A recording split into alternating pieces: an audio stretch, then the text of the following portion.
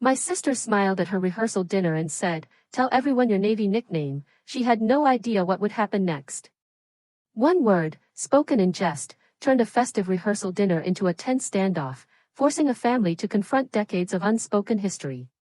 My sister, Charlotte, grinned at me from across the table, her champagne flute raised. "Tell everyone your Navy nickname, Ellie," she chirped, already chuckling, the sound familiar from 1,000 childhood memories. She was anticipating my embarrassment in front of her fiancé's family. But the moment I uttered "Riptide," a hush fell over the room. Liam's 74-year-old uncle, Arthur Maxwell, a man with a rigid posture and an unreadable gaze, slowly set down his glass. He then fixed his eyes on Charlotte and, without raising his voice, instructed her to apologize. No one understood why, but the air instantly thickened with an unexpected tension. All 30 guests shifted their attention to me. Liam's mother, his cousins visiting from out of state, his colleagues, and even Chloe, Charlotte's maid of honor, who was already struggling to suppress a grin. Even the banquet manager by the door seemed to pause, caught in the moment. Across the room, though I didn't fully register him then, Arthur Maxwell, with his sharp, military bearing and silver hair, had frozen mid-sip, watching me with an intensity one couldn't decipher. My sister, bathed in the soft glow of the restaurant lights, looked radiant. Her white dress shimmered, her curls framed a beaming face, and the champagne in her glass sparkled. She had meticulously orchestrated every aspect of this weekend, the locations, the food, the seating, the speeches. Every detail, I realized, was precisely calibrated, even this one. "Oh, come on, Ellie," she urged, her voice a little louder, a practiced sweetness coating her tone. "Don't be awkward." That was her classic move, I thought. Trap someone, then accuse them of creating the problem. I calmly folded my hands on the table. "Riptide," I simply stated. To truly grasp the dynamics of that evening, you need to understand the history between Charlotte and me. We grew up in a small house in Willow Creek, Ohio, a space that felt perpetually too cramped for the constant undercurrent of family disagreements. Our mother, Evelyn, a paralegal, prioritized harmony above all else, above truth, fairness, and even her own well-being. When our father left when I was 9 and Charlotte 12, preserving the illusion of a perfect family became Evelyn's sole mission. Charlotte, perceptive even then, quickly learned that a well-timed smile and a swift deflection of blame could sidestep most repercussions. She possessed an undeniable charm, wit, and beauty, making it easy for others to believe her, teachers, boyfriends, relatives who only appeared at holiday gatherings. I, on the other hand, was the unyielding one, the one who couldn't simply let things go. I was the one who complicated matters by refusing to sweep uncomfortable truths under the rug. By 17, our family had a label for it, Ellie being stubborn. At 19, I joined the Navy. It wasn't an act of desperation, I even had a partial scholarship awaiting me at the state university. But I craved belonging to something that valued authenticity, a place where I could be exactly myself, free from pretense or constant effort. I yearned for a world of work, competence, and truth. The Navy provided that. It also gave me my nickname. My first deployment found me on the USS Eisenhower, serving as an aviation bosun's mate. Our job involved orchestrating the intricate dance of aircraft on the flight deck, an environment often cited as the most hazardous workplace outside of active combat. On that deck, there's no room for second guessing. You develop an instinct to anticipate events, to react before orders are even given. About 4 months in, my chief, a seasoned 12-year veteran named Chief Miller, started calling me Riptide. One day, I cornered him about it. He was focused on a breakfast burrito, barely glancing up. "A riptide doesn't struggle against the current," he explained, taking a bite. "It is the current. You don't see it coming, and once it's there, you can't stop it. That's you, Eleanor." The name stuck. To my shipmates, it wasn't a jest, it was a testament, a badge of honor they'd seen me earn. But Charlotte had overheard Riptide just once, 3 years prior, during a Christmas dinner, a rare occasion when I'd made the mistake of sharing. She'd laughed then, too, dismissing it as something from a daytime drama, accusing me of always being so dramatic about my military life. She never grasped its true meaning, nor did she care to. And now, she'd chosen to weaponize it, twisting it into a cheap laugh at her rehearsal dinner, before Liam's family, in a room where she, as the bride, held court. I knew the drill because I knew Charlotte. What I didn't know, what none of us realized, was that Arthur Maxwell, a former Navy corpsman from a different era, sat across the room, and that the term riptide carried a profound significance for him. The moment the word left my lips, the laughter erupted. Charlotte's bright, theatrical cackle pierced the air first, the kind she saved for public display. Then, like a domino effect, the table joined in. Liam's cousins, some of his colleagues, even Chloe, who offered me a fleeting, apologetic glance even as she chuckled. Riptide, Charlotte declared, milking the moment. Sounds like a rejected superhero name. Another wave of laughter. Someone at the far end echoed, Riptide. What else did they consider? Charlotte pressed on, clearly reveling in the spotlight of 30 pairs of eyes. Commander spreadsheet? Captain clipboard? The crowd adored her quick wit. I remained motionless, hands clasped, shoulders steady, my expression blank. The Navy instills this discipline. On a flight deck, there are moments when chaos erupts, a sudden shift in wind, a snagged cable, an aircraft veering unpredictably.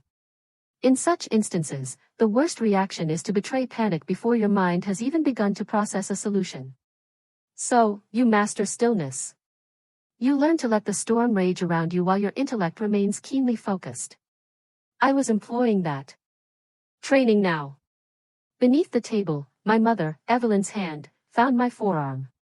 She leaned in, her whisper urgent, just let it go. I slowly turned to her.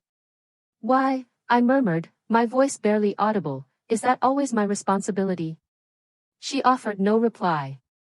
She never did to that question, for a truthful answer would mean acknowledging that letting things go had been her lifelong tactic, a strategy that had subtly, yet profoundly, cost us both in ways we were only just beginning to grasp. Charlotte was still basking in her triumph. She'd now turned to Liam, using him as an unwitting accomplice in her act, leaning into his shoulder with feigned incredulity. Can you believe they actually called her that? She shook her head dramatically. The military is just so.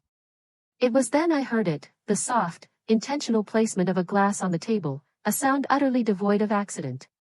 My gaze darted across the room. Arthur Maxwell, the older man with the silver hair, had gently placed his water glass down. Both of his hands now lay flat on the tablecloth. He wasn't looking at my sister, Charlotte, so much as looking through her, his expression one of profound recognition, not of her, but of an unpleasant truth she had inadvertently exposed about herself. I still didn't know his name, not precisely. Having met nearly 40 of Liam's relatives and colleagues in the last day, names were a blur. But I noticed his posture, impeccably straight, even in his 70s. And his face had become utterly immobile. Not puzzled, not angered, but discerning. He pushed his chair back. The harsh scrape of wood against the floorboards sliced through the residual laughter like a surgeon's scalpel. Every head in the room snapped towards him. Arthur rose slowly. He wasn't a towering man any longer, age tends to diminish stature. Yet, as he stood, the room seemed to realign itself around him, a phenomenon born not of physical height but of an undeniable gravitas, a silent authority carried by those who have dedicated their lives to service. His gaze settled firmly on Charlotte. Apologize, he stated. The single word dropped into absolute silence. Charlotte blinked, her champagne glass still suspended mid-air, her smile fixed but now tinged with bewilderment. What? She managed. Apologize, Arthur repeated. His voice remained level, devoid of any increase in volume or a single tremor. There was no histrionics, no showmanship, no trace of anger. And that, I believe, made it profoundly chilling. Anger can be rationalized, dismissed. Such unwavering calm cannot. Charlotte forced a nervous laugh. Uncle Arthur, come on. It was just a joke. Uncle Arthur, I noted, Liam's uncle. I mentally filed that detail. No, Arthur stated, his voice unwavering. It was not. Charlotte instinctively surveyed the table, a practiced reflex. It was the find an ally scan, a maneuver our mother, Evelyn, had inadvertently taught us both to execute automatically. She searched for a sympathetic face, someone who would return her smile, break the tension, and validate her actions. Her gaze swept across 30 faces. Not a single person smiled back. Not Liam, he was regarding his uncle with a slowly dawning comprehension. Not his parents, who now sat rigidly upright. Not the cousins who had been chuckling moments before. Not Chloe, who had suddenly become engrossed in her salad. Charlotte stood isolated, stranded in the debris of her own ill-conceived jest. "I didn't mean anything by it," Charlotte said, her voice now a mere whisper, a register I hadn't heard since our childhood, before she'd mastered using volume to mask vulnerability. Arthur's jaw visibly tightened. "That," he pronounced, "is what people say when they desire the outcome without bearing the accountability." Liam stirred in his seat, then leaned towards Chloe, who sat 2 places away. "Chloe," he asked quietly, "did Charlotte plan this? Before dinner?" Chloe's face went white. The word "planned" hung heavy in the air between them. "Chloe," Liam urged, his voice carefully controlled. "Please." Chloe glanced at Charlotte. Across the table, Charlotte's eyes met Chloe's, and I witnessed an entire, silent dialogue unfold in mere seconds. Don't. Don't you dare. I'm asking you, as your best friend, as the woman whose bridesmaid dresses you've already paid for. Don't. Chloe looked down at her plate. Then, she spoke. She said the Navy nickname bit would be hilarious, she confessed. The table didn't just fall silent, it turned frigid. There's a crucial distinction. Silence denotes absence, frigidity implies a potent, shared presence. It was the sensation of 30 individuals collectively processing the same damning information, arriving at an identical conclusion, yet none daring to voice it first. Charlotte's composure shattered. It wasn't an instantaneous collapse but a progressive fracturing, like something yielding under immense strain. First, her forced smile vanished. Then, the relaxed ease drained from her shoulders. Finally, the glint in her eyes shifted from calculated performance to raw panic. Liam slowly rose to his feet. There was no dramatic flourish, no chair scraping loudly, no objects knocked askew. He simply stood, with the deliberate certainty of someone who has made a profound decision and requires his physical presence to affirm it. He didn't shout, nor did he scan the room for observers. This wasn't for public consumption. "I need a minute," he stated. "You're walking out?"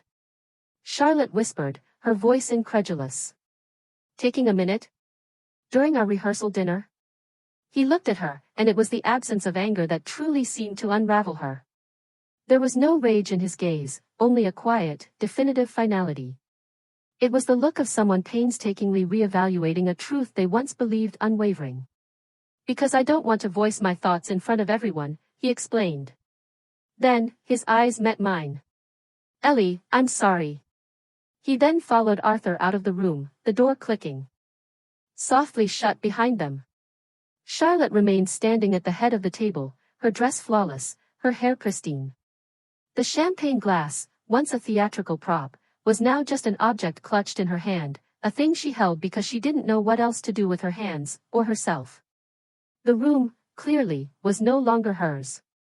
I've often reflected on that instant, on what it truly means for someone to lose a room. It's not a dramatic outburst, as one might imagine. It's a subtle, almost imperceptible subtraction. One by one, without a single person moving, the surrounding individuals simply cease to be your audience. My mother, Evelyn, had her hand pressed over her mouth. I couldn't discern if her horror was directed at Charlotte's actions, or at her own decades-long strategy of just letting it pass. Charlotte turned to me, and for the first time that evening, perhaps in years, her face was simply her own. No pretense, no performance. "This is unbelievable," she whispered, her voice barely audible. I slowly picked up my water glass, took a deliberate sip, and set it back down. "You knew I said no," I stated. I hadn't intended to speak, but the words, long suppressed, finally found their way out. "Last week, when you asked about bringing up my Navy experience during the toasts," I continued, my voice steady, a control I'd also learned on the flight deck. "I told you no. I warned you that some of those names carry immense weight. I asked you to trust me. But you persisted," I said, because the room was laughing with you. No one moved. You mocked that name, I stated, my gaze unwavering. I remember the lives, the people, attached to it. Charlotte's mouth opened, but no sound emerged. Into that palpable silence, from the doorway, came Arthur Maxwell's voice. He had re-entered the room unnoticed, standing just inside the threshold. I couldn't tell how long he'd been there, but I suspected it had been long enough. What earned you that name? He asked me, his tone gentle, genuinely curious, like someone who already anticipates the answer. Flight deck operations, I replied. USS Eisenhower. My chief said I moved as if I could foresee events before they unfolded. Arthur nodded slowly. Then, he spoke words that once again altered the entire atmosphere of the room. In '78, on our support ship, he recounted, there was a woman they called Riptide. Hospital Corpsman Second Class Julia Vance. He paused, allowing the name to hang in the air. She pulled 2 men from a flooding compartment during a critical systems failure off the coast of Okinawa. No one instructed her. There was no time for orders. She simply acted. He looked pointedly at Charlotte. We don't bestow names like that as jests. The room was utterly still. Charlotte slowly sank into her chair. My phone vibrated at 11:42 p.m. I was in room 214 of the Hendricks Inn, bathed in the soft glow of a bedside lamp, the faint murmur of the courtyard fountain drifting through the window. I was munching on vending machine crackers. The rehearsal dinner, cut short by 2 hours, meant my salmon had gone uneaten. The message on the nightstand read, "You embarrassed me in front of Liam's family." I read it twice. The phone vibrated again. I hope you're happy. I stared at the ceiling. My thoughts drifted to Julia Vance, the hospital corpsman second class, a woman I'd never met. Flooding compartment off Okinawa, 1978. I recalled the reverence in Arthur's face when he spoke her name, the specific, palpable gravity of it, the way one pronounces the name of a lifesaver, a story carried for over 40 years. I thought of Chief Miller, handing me a breakfast burrito, saying, you don't see it coming and you can't stop it once it's there. And I thought of all the times I, too, had simply let things pass. I flipped the phone face down and finally allowed myself to sleep. At precisely 7:14 a.m., a knock sounded at my door. I knew the exact time. I'd been awake since 6, mentally mapping out scenarios, how this day might unfold, defining my boundaries, understanding what I was and wasn't willing to endure. I had, at last, permitted myself to have boundaries. I opened the door to Charlotte, clad in her ivory, monogrammed bridal robe, the one she'd proudly shown me a picture of months ago. Her makeup was half finished, one eye done, foundation abruptly halting at her jawline. She looked like someone who had begun her routine only to be interrupted by a far more pressing reality. I'm sorry if you felt mocked, she began. I met her gaze, holding it for a long moment. That, I stated, isn't an apology. That's a carefully worded press release. Her jaw tightened. I'm trying. An apology for what you did, I explained calmly, sounds like this. I planned to humiliate you in front of Liam's family. You specifically asked me not to, and I did it anyway because I thought I could get away with it. That's what happened.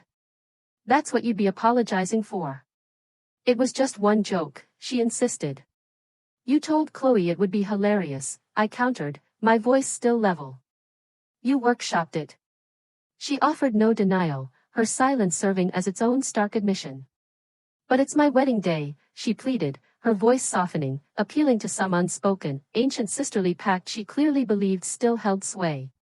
I know, I replied, and I genuinely want to be there for you. But if you expect me to stand by your side today, you will publicly apologize, in front of Liam, Arthur, and Mom, for exactly what you did. Charlotte stiffened. Absolutely not. Then I won't be your bridesmaid, I stated. The silence that followed stretched taut. I watched her face rapidly morph through a series of emotions, disbelief, then anger, the initial stirrings of a rebuttal, and beneath it all, perhaps a genuine flicker of hurt. After 3 decades, I was fluent in reading Charlotte's expressions. I knew every iteration. What I now glimpsed, buried deep, was the look of someone who had just performed a difficult calculation and disliked the result. Then, Her phone vibrated.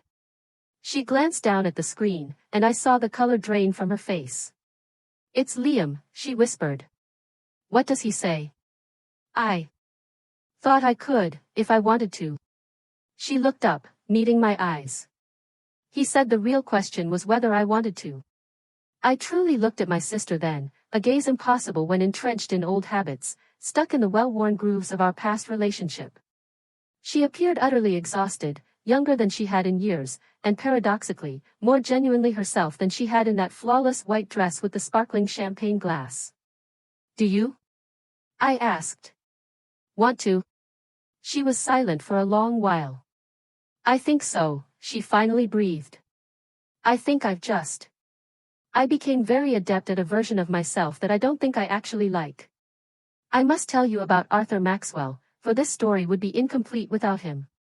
Later, after the wedding reception, the first dances, the heartfelt toasts, the cutting of the cake, the long, beautiful afternoon, I found him seated outside on the venue's back terrace. He held a glass of water, watching the sunset paint the distant hills with extravagant colors. I joined him. We sat in companionable silence for a while, the kind of quiet that requires no filling. "Thank you," I said eventually, referring to the night before. He waved it off with that characteristic gesture of older men, a small, dismissive hand motion that simultaneously says, "Don't mention it," and, "Of course." "What was her name?" I asked. "The woman you mentioned." "Julia Vance?" "Katie?" He offered a faint smile. "She'd hate Julia." "It was Katie." "So, what became of her?" I asked. "Retired in '89, living in Pensacola," he replied, a hint of amusement in his voice. "Has about 9 grandchildren and an ongoing dispute with her HOA over the color of her fence." He shot me a wry glance. "She's doing well. She turned out fine." I pondered that, a hospital corpsman second class from 1978, pulling men from a flooding compartment off Okinawa, now over 40 years later, with a large family and a suburban squabble. "Did you stay in touch?" I inquired. "Good heavens, no," he chuckled, turning his gaze back to the vibrant sunset. "Some things you don't let go of. Not because they haunt you, but because they profoundly mattered." We sat in comfortable silence for a while longer. "You moved like her," he observed, breaking the quiet. "Last night, when everything went south, the way you held yourself so still." He paused, then finished, "That's not insignificant." "No," I agreed, "it's not." He simply nodded. Together, we watched the sun dip below the horizon. 6 weeks after the wedding, Charlotte called me on a Tuesday evening. Not a text, but an actual phone call, a rarity in our family, usually reserved for genuine emergencies, or apparently, something of this magnitude. She told me she'd started seeing a therapist, Dr. Amanda Greco, pronouncing the name deliberately, as if making herself accountable to it.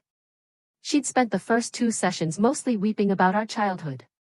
Dr. Greco, Charlotte recounted, had suggested that the humor she'd wielded like a shield her entire life was a coping mechanism that had hardened into a weapon, and that she'd spent so long chasing laughter she'd forgotten how to cultivate trust.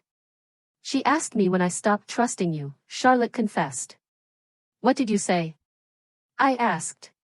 "I said I wasn't sure I'd ever started," she admitted. A beat of silence. She said that was the most honest thing I'd said in 2 sessions. I remained quiet. "I don't know how to do this," Charlotte admitted, searching for the right words. "This version where I actually tell you what's truly happening, without turning it into a performance." "I know," I said. "Me neither. We were never taught."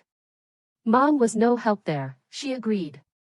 A long, comfortable silence stretched between us, different from our usual fraught pauses. "Will you teach me?" she asked. She almost chuckled. "God, this sounds ridiculous, but, how to hold still. Like you did at the rehearsal dinner?" I thought of Chief Miller and his breakfast burrito. I pictured the USS Eisenhower's flight deck, the relentless wind, the deafening roar, the precisely controlled ballet of extreme peril made ordinary through constant practice. I thought of Katie Vance, in a flooding compartment off Okinawa in 1978, who had ultimately found her way to a good life. "Yes," I said. "I can do that." Charlotte remained my sister. She was simply still working on shedding the fabricated persona she'd adopted to survive. That December, Arthur Maxwell sent me a Christmas card. Inside, he'd inscribed a single line, "Some currents leave indelible marks on the seafloor. That is not damage, it is evidence of immense force. It remains on my refrigerator, a permanent fixture."